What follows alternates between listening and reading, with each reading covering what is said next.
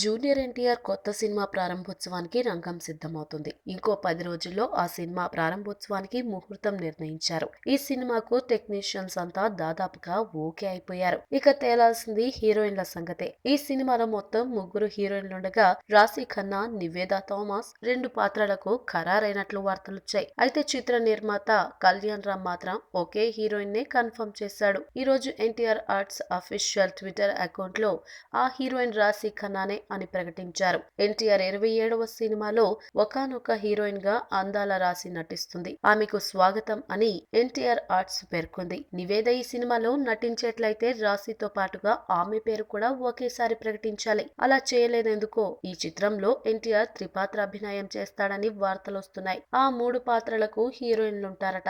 మరి ఆ మిగతా ఇద్దరెవరో ఈ 10 రోజుల్లో తేలిపోవాలి. 3 ఇడియట్స్, పీకే లాంటి సినిమాలకు ఛాయాగ్రహణం అందించిన ప్రముఖ బాలీవుడ్ కెమెరామ్యాన్ మురళీధరన్ ఈ చిత్రానికి పనిచేయనున్నాడు. దేవిశ్రీ ప్రసాద్ సంగీత దర్శకుడు. బాబీ దర్శకత్వంలో తెరకెక్కే ఈ చిత్రానికి జే లవకుశ అనే పేరు అనుకుంటున్నారు. మీకు నచ్చినట్లయితే సబ్స్క్రైబ్ చేయండి. ఫిలిమి స్టార్స్ బోలెడంత న్యూస్ బోల్డ్ గా